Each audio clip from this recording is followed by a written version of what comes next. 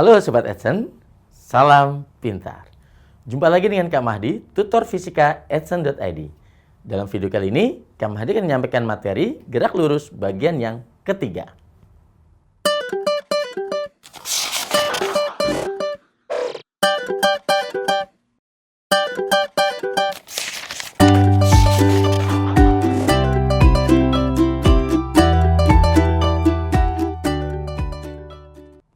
Suatu benda dikatakan bergerak lurus beraturan jika kecepatan sama setiap saat. Jadi di sini benda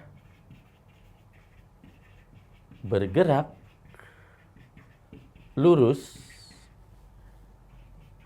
dengan kecepatan sama setiap saat. Pada kenyataannya, benda yang bergerak lurus beraturan itu akan sulit ditemukan. Karena dalam kenyataan, itu pasti benda akan mengalami percepatan atau perlambatan. Jadi, misalkan saya buat contoh di sini. Di sini adalah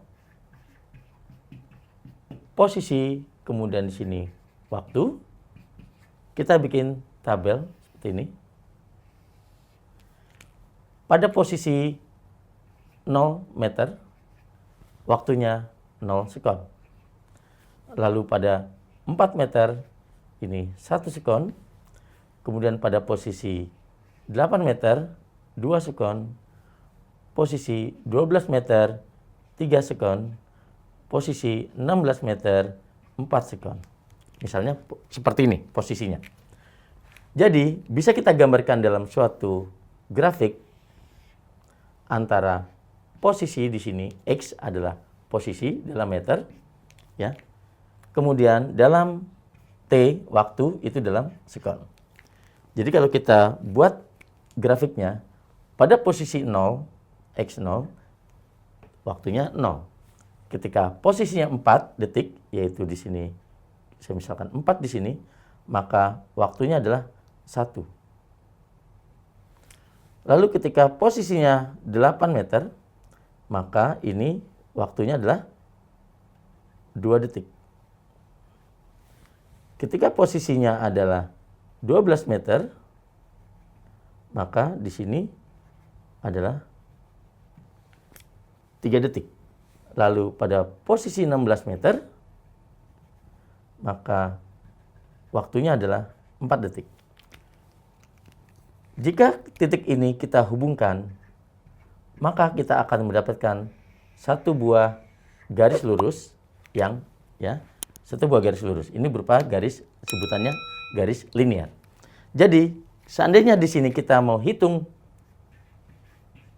kecepatan rata-rata,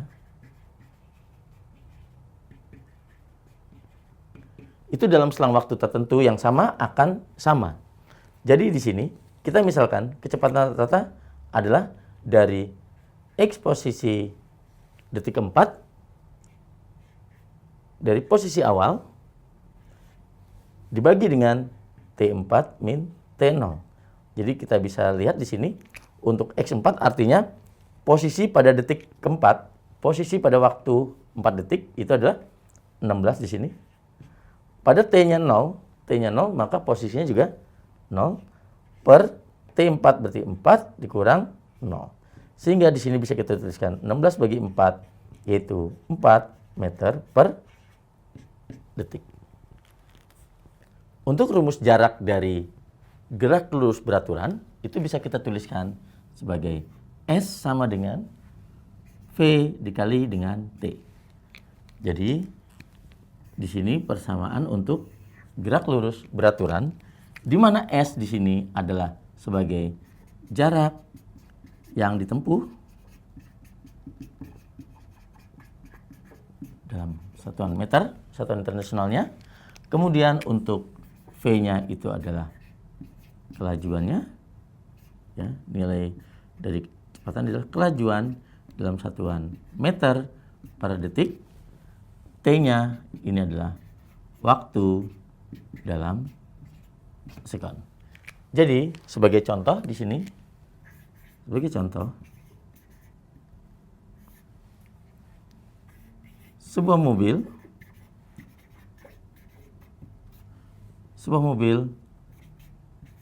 melaju dengan kecepatan 20 meter per sekon bergerak selama 50 detik atau 50 sekon. Tentukan jarak yang ditempuh. Jadi di sini kita lihat di sini. Jadi tinggal kita masukkan saja jarak yang ditempuh adalah S, V-nya adalah 20 meter per sekon dikali dengan 50 sekon. Maka di sini bisa kita hitung adalah S-nya kita coret ya, sekonnya 20 meter kali 50 berarti adalah 1000 meter.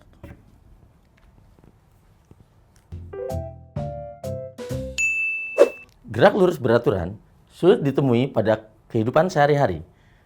Yang sering kita temui itu adalah benda bergerak semakin cepat atau semakin lambat.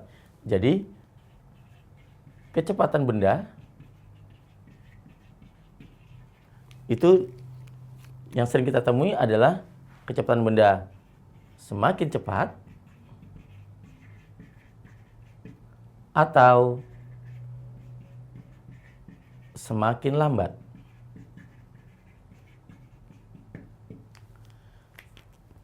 Kecepatan benda semakin cepat itu akan nanti kita kenal dengan percepatan. Ketika kecepatan benda semakin lambat, itu kita kenal dengan perlambatan. Sebenarnya perlambatan adalah percepatan yang nilainya negatif. Di sini kita kenal percepatan rata-rata. Jadi percepatan rata-rata adalah perubahan kecepatan dalam selang waktu tertentu. Bisa kita tuliskan percepatan rata-rata adalah delta V dibagi dengan delta T. Delta V di sini adalah kecepatan V2 dikurangi V1 per T2 dikurang T1. Di sini dirumuskan secara matematis seperti ini. Percepatan rata-rata. Sebagai contoh,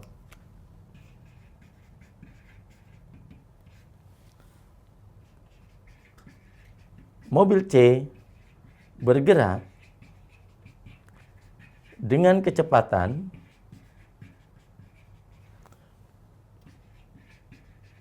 berubah terhadap waktu.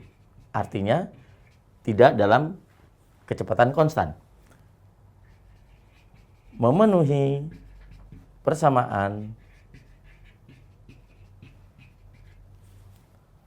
V sebagai fungsi waktu sama dengan 3T ditambah 2. Dengan V dalam meter per sekon, V dalam meter per sekon, dan T dalam detik atau sekon. Pertanyaannya, tentukan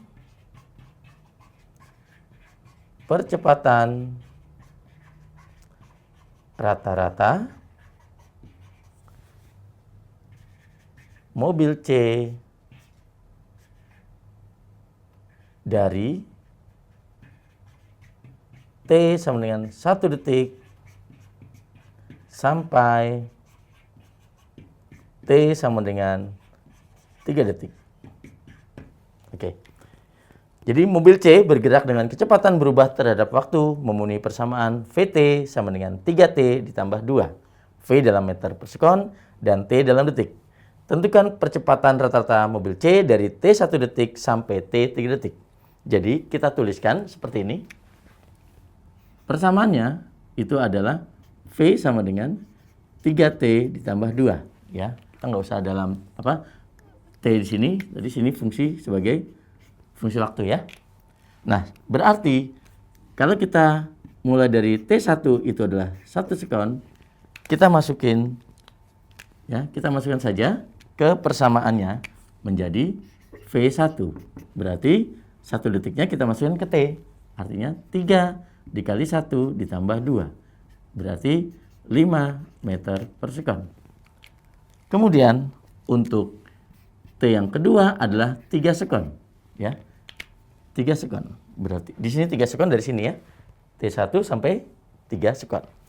Berarti kita masukkan ke persamaan kecepatannya sebagai di sini kalau T2 adalah sebagai V2. Kita masukkan berarti 3 kali 3 ditambah 2. Di sini jadi 11 meter per sekon.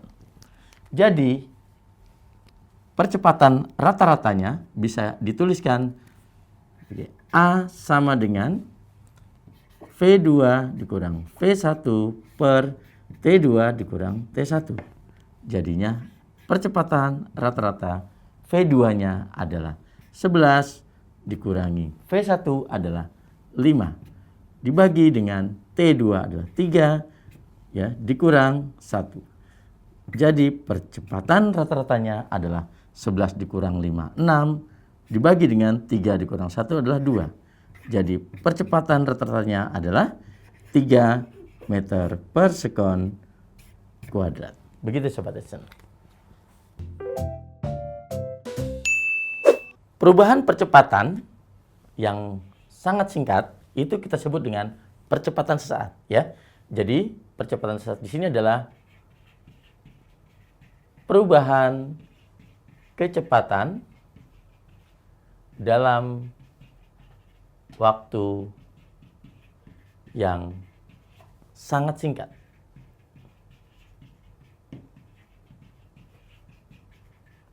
Di sini selang waktunya mendekati 0. Bisa kita tuliskan percepatan sesaat itu adalah limit delta T mendekati 0 perubahan kecepatan per perubahan waktunya. Jadi di sini dituliskan secara matematika seperti ini adalah percepatan sesaat. Sebagai contoh,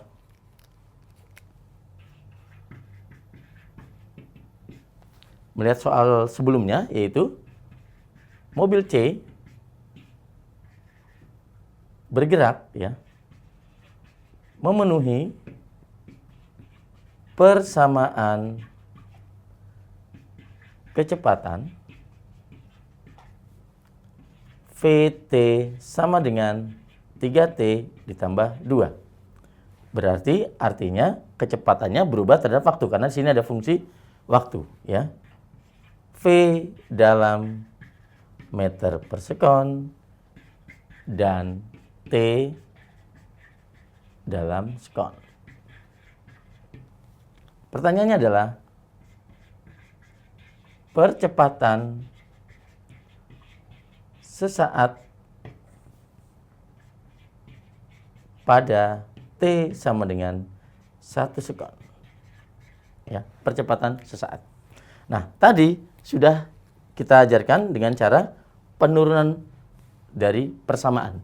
Jadi, caranya adalah kita turunkan saja untuk V di sini adalah 3T ditambah 2. Untuk menjadi persamaan percepatan sesaat itu adalah kalau ada fungsi limit ini artinya kita turunkan saja. Jadi di sini adalah notasinya dv per dt. Masih ingat rumusnya? Jadi kita kalikan pangkatnya dengan koefisiennya. Di sini sebenarnya t-nya adalah pangkat 1. Betul? Pangkat 1. Berarti kalau kita turunkan artinya 1 dikalikan 3 adalah 3. T-nya jadi pangkat 0 karena pangkatnya 1 dikurang 1 0. T pangkat 0 itu 1. Kemudian karena ini konstanta, diturunkan itu 0. Jadi percepatan sesaatnya kita dapatkan 3. Nah, karena di sini tidak ada variabel T atau waktu, artinya percepatan sesaat di sini T 1 sekon, 2 sekon, atau 3 sekon akan tetap sama, yaitu 3 meter per sekon kuadrat. Ini adalah percepatan sesaat, artinya di sini percepatannya konstan. Jadi setiap waktu selalu 3 meter per sekon kuadrat dalam soal ini. Begitu Sobat Edson. Oke Sobat Edson, sekian dulu video materi gerak lurus bagian yang ketiga. Sampai jumpa di video berikutnya dengan Kak Mahdi. Salam pintar. Sekian Sobat Edson untuk video pembelajaran hari ini. Sampai ketemu lagi di video belajar berikutnya. Jangan lupa aktifkan notifikasi untuk video terbaru kami ya. Sobat Edson juga bisa mengunjungi edson.id dan temukan ribuan video pembelajaran. Sampai jumpa Sobat Edson, salam pintar!